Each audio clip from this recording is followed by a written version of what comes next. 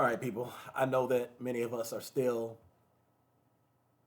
upset about the result that we saw on Wednesday morning, but here's what I suggest. Let's not watch the news for the next 4 years, any news that pertains to the White House, or I would even say in general, because now the Republicans have complete control of the government. They have the White House, the Senate, the Congress, and the Supreme Court. So that means no hope. Um, but here's my suggestion. Here's my other suggestion. We need to focus on the Senate elections for 2026. Now I get it. We're still in November of 24, so take a little bit of a break. We may not necessarily have to get to work now because we have 34 states up in 2026. So in half these states, we still don't have candidates who've declared to run. I know that there's some senators who might be retiring, and in some states, Republicans declare to run, and we don't have Democrats, and vice versa. I'm going to give you the 34 states, and right now, Democrats only have 46 seats in the Senate now. Most people would say, well, we need 51. I'm going to try to be crazy and say, let's go to 56 because, I mean, yeah, 51 is better than 46, but it's just, again, it's not enough. I'm a little bit politically greedy, and I feel that we should just have as many seats as possible. So, here are the 34 states, including Ohio, which they're doing a special election because that's where J.D. Vance was at, and now he's going to the vice presidency. Now, with Ohio being a red state, they have a Republican governor, a Republican attorney general, a Republican secretary of state, and also Republican state houses. And I don't know if they're actually going to hold an election for that or if the governor is going to appoint somebody, just like how California did when Harris became the vice president. So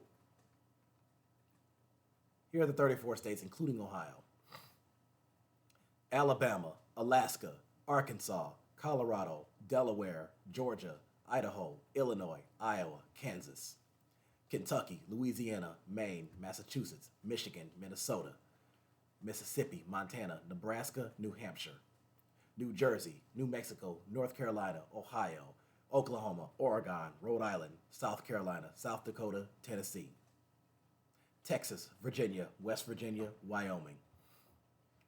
Now, out of those states, which ones do I think are most gettable? I'm looking right here, going down the list.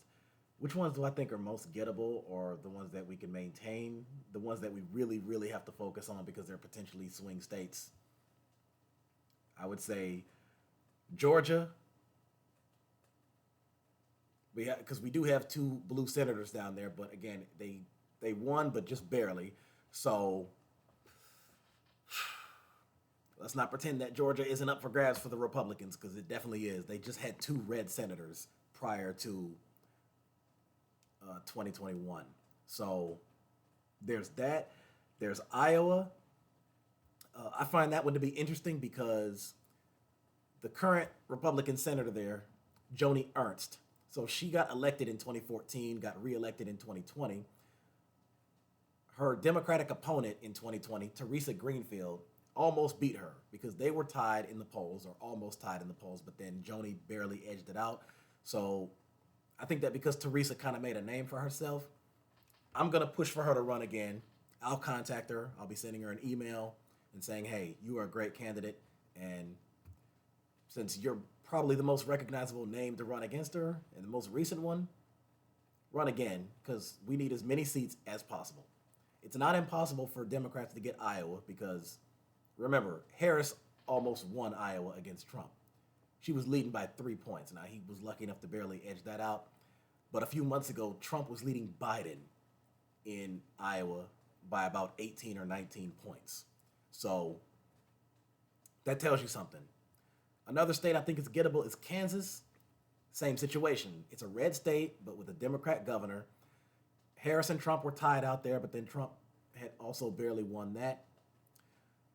Kentucky, I would say, is a huge maybe. Now, I know people are saying, no, just forget about Kentucky, just give up because that's Mitch McConnell's state and Rand Paul is there. Again, Kentucky, red state, They elected a blue governor.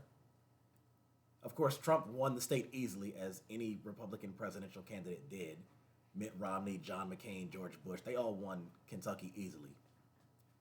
But due to the fact that they have a blue governor, I find it crazy to believe that the people of that state would vote for a Democrat to be their governor, but a Republican to be their president.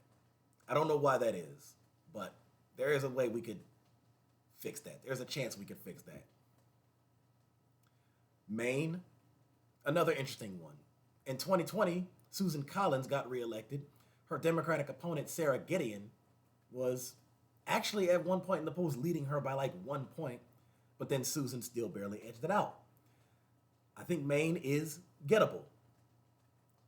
And Sarah Gideon, another great candidate who pushed for a lot of great things, and she also did a lot of great things during her time as a state representative. She was there for 8 years, from 2012 to 2020, and I'll get to that in another video talking about her achievements, her accomplishments, and the bills and legislation that she voted for, sponsored, co-sponsored, and introduced. I'm going to send her a message. I'm going to do my best to push her to run again. Let's see, my state of Michigan, Gary Peters is up that year. He almost lost in 2020, but he won, luckily. Again, Michigan is a swing state. Okay, some of these states you can... North Carolina, Biden and Trump were tied in North Carolina, but then Trump barely won. Again, Harris and Trump were tied in North Carolina. Again, Trump barely won. North Carolina, I think, is gettable. I think that's Tom Tillis who's going to be up that year because he just got reelected in 2020.